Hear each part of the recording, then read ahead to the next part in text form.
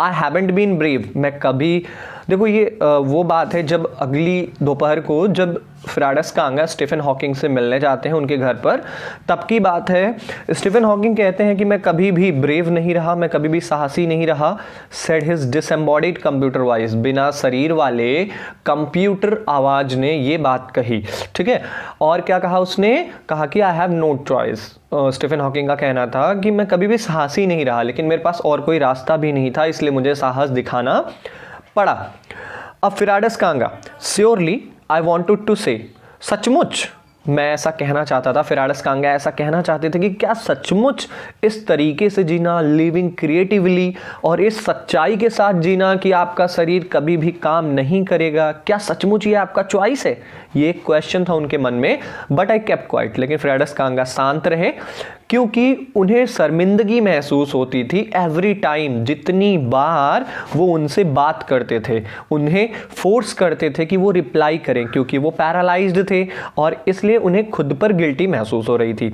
There he was, फ्राडस कांगा बताते हैं कि स्टीफन हॉकिंग वो वहाँ पर थे, अपने हाथ में जो छोटी सी स्विच थी ना उनकी, जिससे वो टैप करते थे कंप्यूटर में, वो हाथ में लिए, और उनके हाथ में जो हल्की फुल्की मूवमेंट रह गई थी उससे वो कोशिश कर रहे थे कि कंप्यूटर में जो भी शब्द है उस पर क्लिक करें और वो उनके लिए बोले। एवरी सो ऑफन, और ये किससे कोशिश कर रहे थे, उनकी अपनी लंबी और फीकी पड़ चुकी, बेरंग हो चुकी उंगलियों से, जिसमें बिल्कुल जान नहीं बची थी, उन उंगलियों से वो टच कर रहे थे। एवरी सो ऑफन, और अक्सर, हर बार, अक्सर उनकी आंखें शट, बंद हो जाया करती थी इन फ्रस्ट्रेटेड एग्जॉशन, मतलब फ्रस्ट्रेट होकर, परेशान होकर, थक कर उनकी आंखें बंद हो जाया करती थी। एंड सिटिंग अपोजिट हिम, और उनके सामने बैठकर I could feel his anguish, मैं महसूस कर सकता था उनके अंदर की एंग्विश, उनके अंदर की फीलिंग्स को, उनके अंदर की गुस्से के।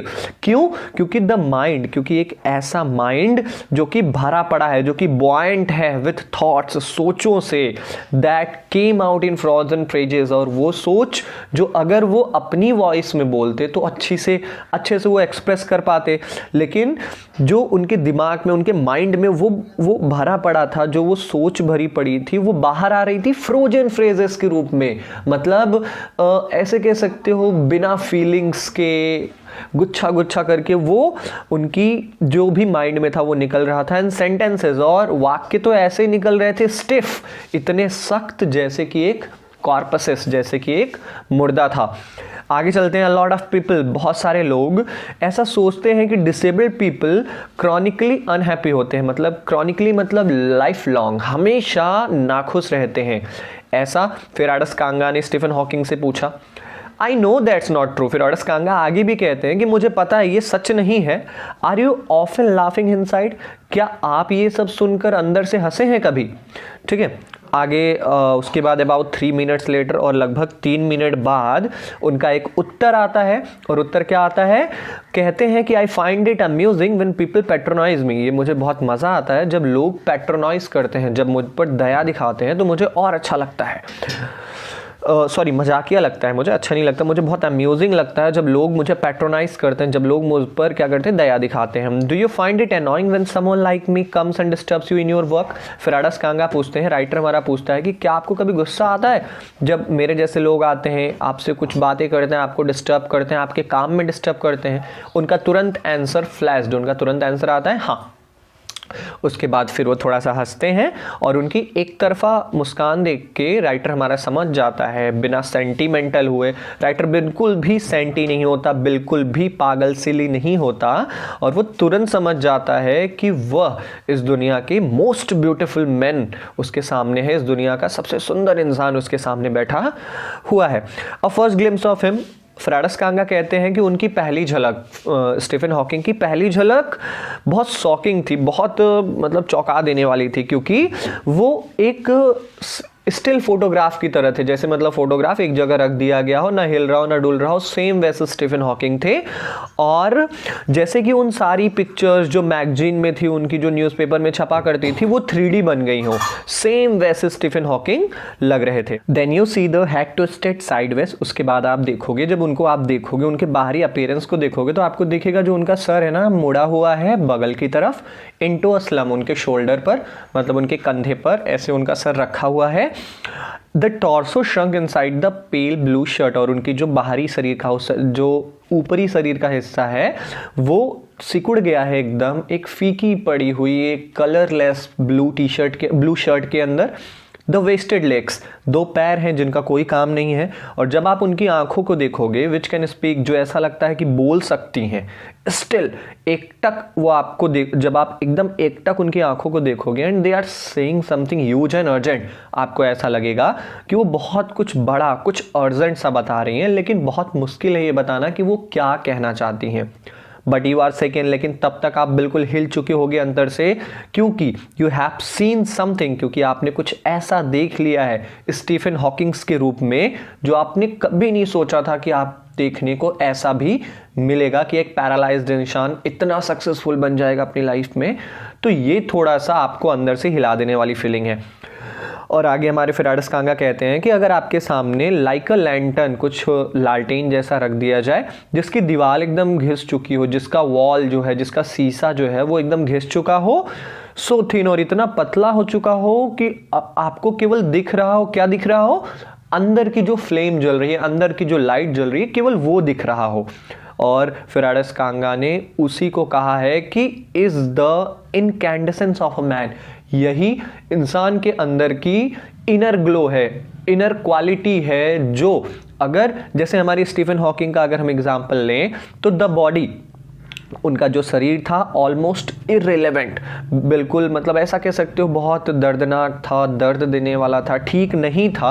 Exist only like a case, एक डब्बे की तरह केवल उनका शरीर केवल एक डब्बे की तरह था जिसकी परछाइयाँ आती थी और उसका कोई भी काम नहीं था। लेकिन उनके अंदर की जो फ्लेम है, उनके अंदर की जो इनर ग्लो है, वो उन्हें इतना सक्सेसफुल बनाती है, इतना टैलेंटेड बनाती है।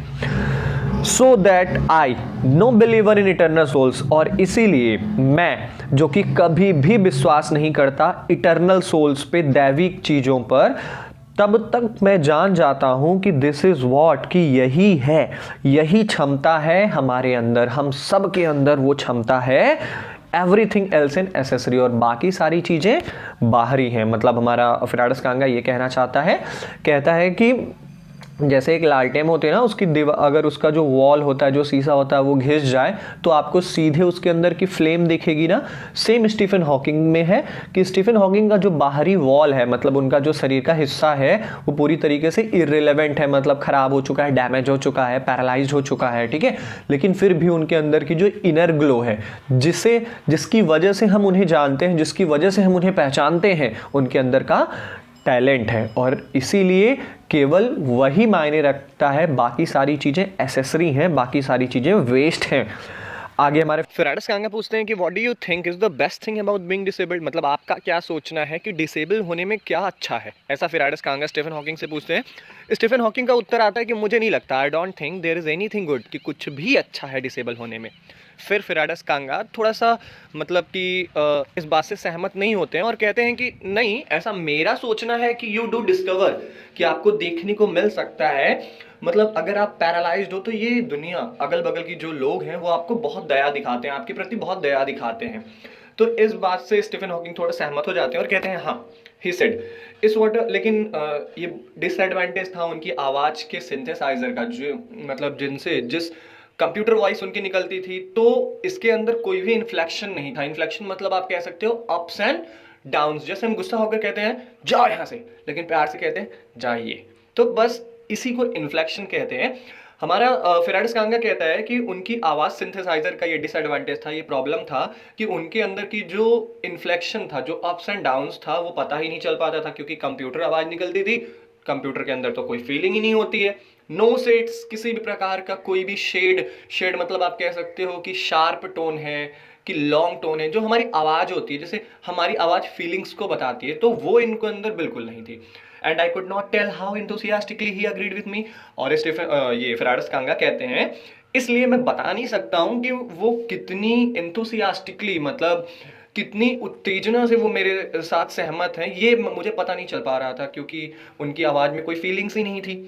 Every time I shifted in my chair, और स्टीफन हॉकिंग फेराडस कांगा कहते हैं कि जितनी बार मैं अपने चेयर में शिफ्ट कर रहा था, मतलब मैं अपने चेयर पर ठीक से बैठने की कोशिश कर रहा था, या मैं अपना मतलब अपना रिस्ट जो मेरी कलाई है, मैं घड़ी देखने के लिए जितनी बार घुमा रहा था। आई वॉन्टेड टू मेक, मैं चाहता था कि एवरीवन, जितने भी लोग हैं, ये 30 मिनट के हमारे मिलन को वो काउंट करें, देखें। ठीक है, I felt a huge relief. आगे हमारे फेराडस कांगा कहते हैं कि मुझे बहुत ही राहत महसूस होती है और एक इजाफा महसूस हुआ है मुझे कि मेरे शरीर के अंदर जितनी भी क्षमताएं हैं, उन क्षमताओं में मुझे इजाफा महसूस हुआ है स्टीफन हॉकिंग से मिलकर। और फेराडस कांगा कहते हैं कि ये कितनी छोटी बात है ना, कि मैं कभी चल नहीं पाऊंगा या मैं कभी खड़ा नहीं हो पाऊंगा, फिर भी मैं स्टीफन हॉकिंग्स की तरह दुनिया में बहुत कुछ करूंगा। तो इस पार्ट में हमने इतना सब कुछ देखा। लास्ट पार्ट, थर्ड पार्ट हम जल्दी कवर करके लेके आएंगे। मिलते हैं आपको अगले वीडियो में, तब तक के लिए जय हिंद।